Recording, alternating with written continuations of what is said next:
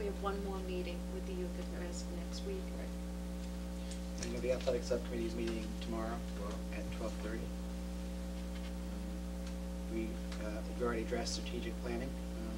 We'll be addressing that more in depth at our next meeting. Anything on administrative reports, David?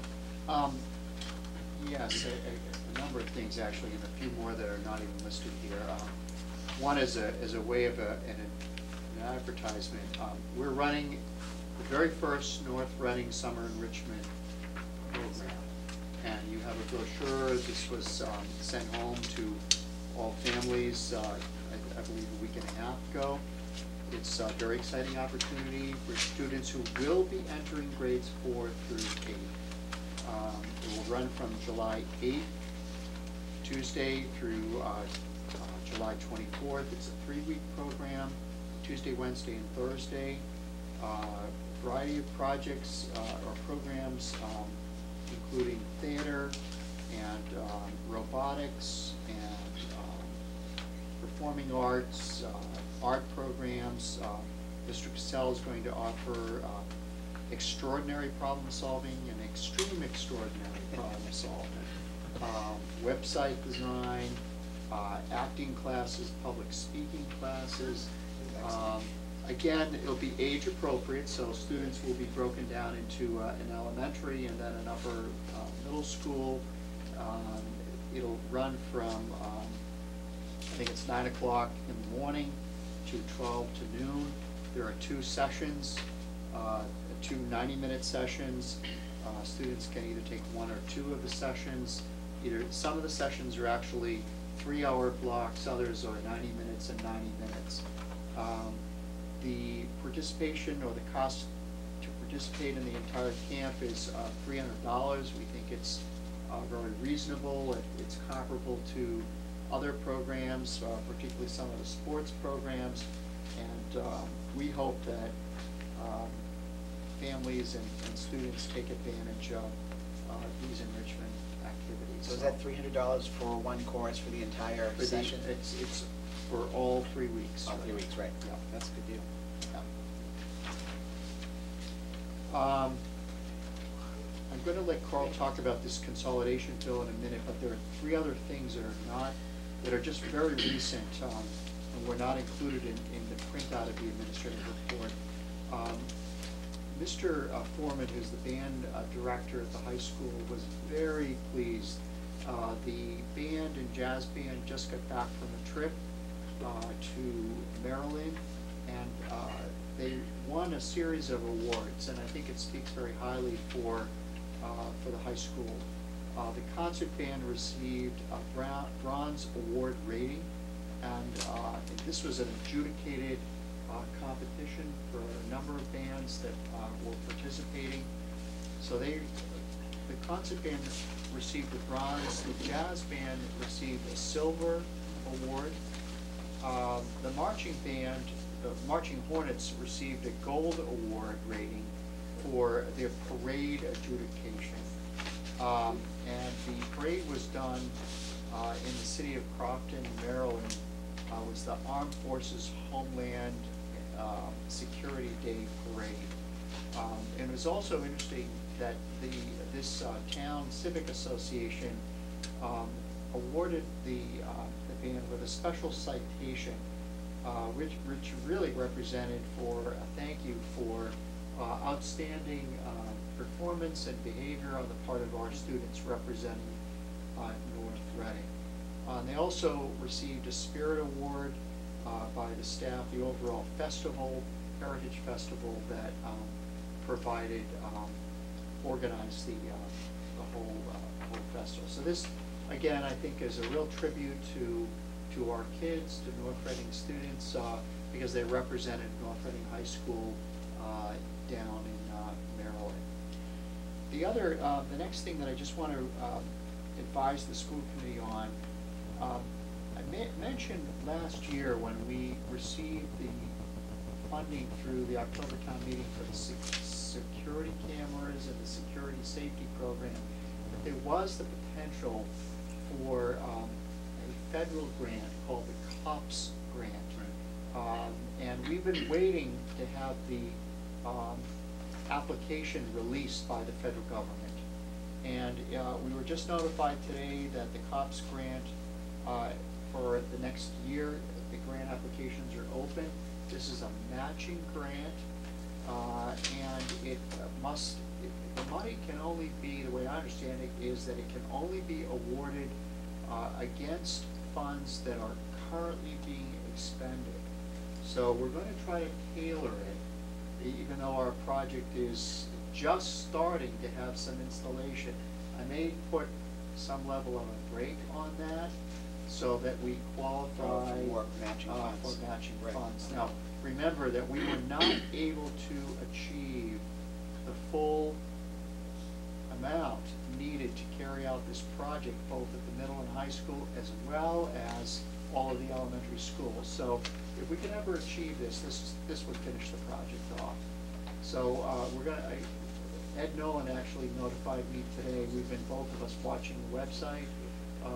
He has asked Lieutenant Kevin Brennan to work with me in submitting that grant. So we'll keep you advised as to how that is going.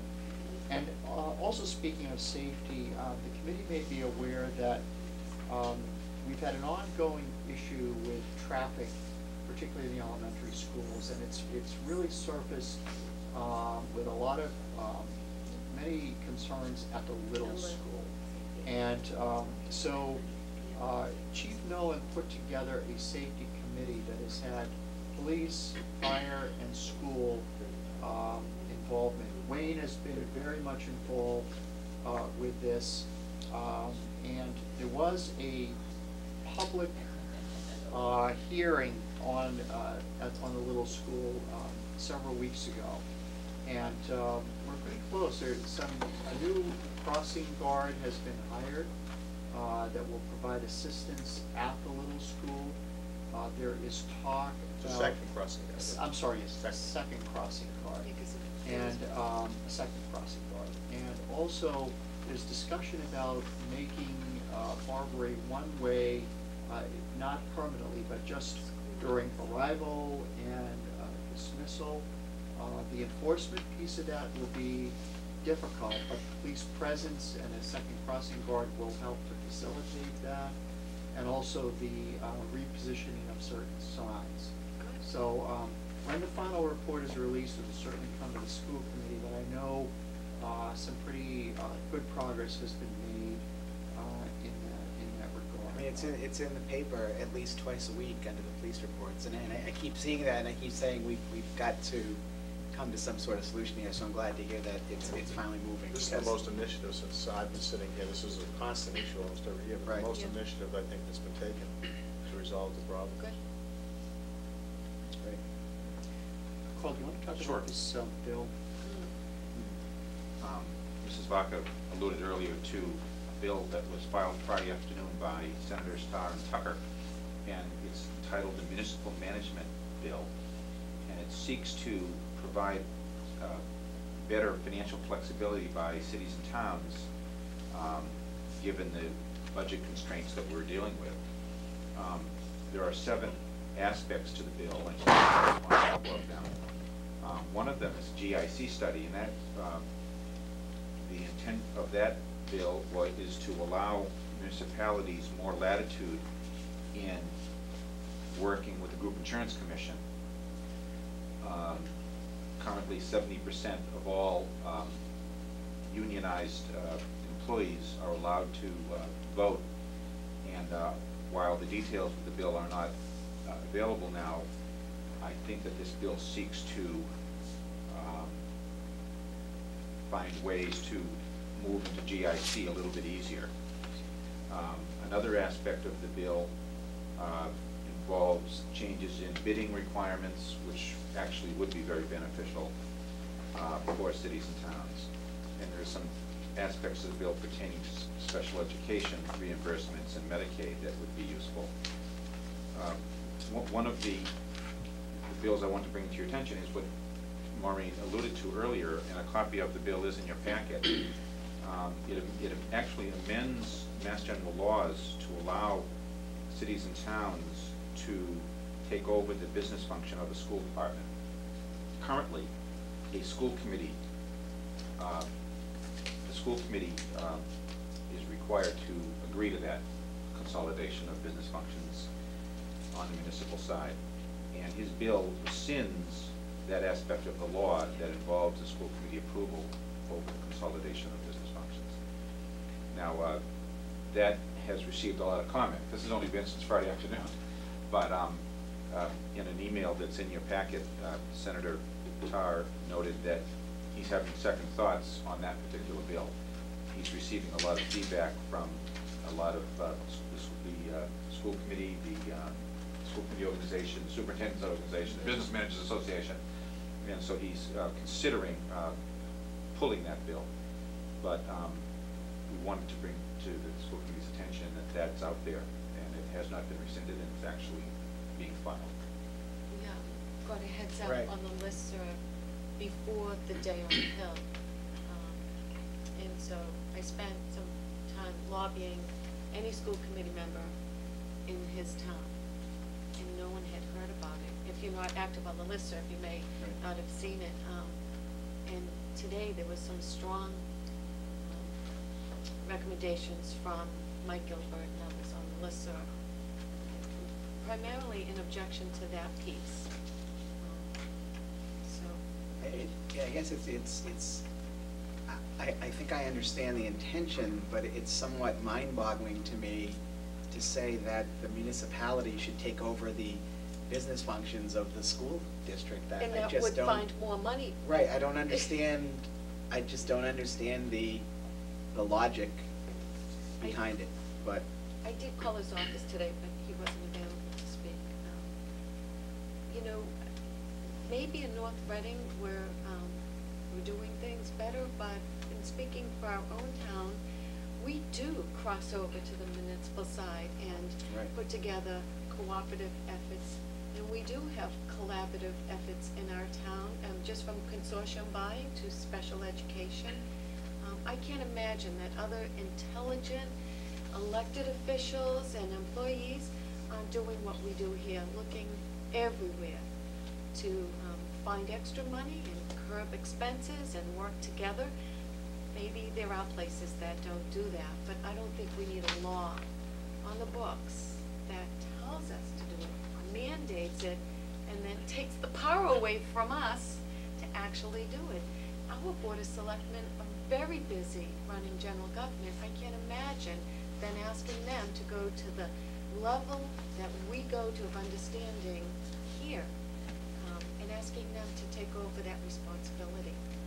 I Then think- maybe they would need a committee to do that. Exactly. Yeah, right. I think that between the five of us and the Finance Committee and the Board of Selectmen, that we've proven in this last budget round that we're capable of doing that. What Senator Tarr and other senators up on Beacon Hill need to do is get us more money, maybe curb some of their own spending, and fully fund Chapter 70 and other costs of mandates. I look at it maybe we look at it because when you're 15 from the bottom, you kind of wonder, geez, how much more can we save here? You know, and I looked at this bill, and it's almost as if, well, here's a fix for those communities where they're spending, you know, crazily, but everybody else, well, yeah, you're gonna have to go along with it too, and I just. How do communities out there spend crazy? I don't know. I You can't can't. imagine it. I don't think they are. And I guess on a bill like this, you would hope that they would seek input from school committees, and that was one of the issues, is that nobody knew about this until it was in the process of getting ready to be filed, so. Well, this has been pushed not by the school lobbies, the- Right. certainly by the municipal lobbies. Right. You know, Here's the problem. much of the commentary has been that you wouldn't necessarily save personnel, because the work still has to be done. Exactly. But you would lose control. The school committee would lose, I believe, control over the financial operations of the school department if it would manage on the municipal side. Right. And I think, Carl, that you do a great job, so I can't imagine Well, it's not asking personal. anyone else in town to do it. But it's, you know, it's bigger than a present business manager, certainly. Right. And, you know, many communities, the town of Reading for many years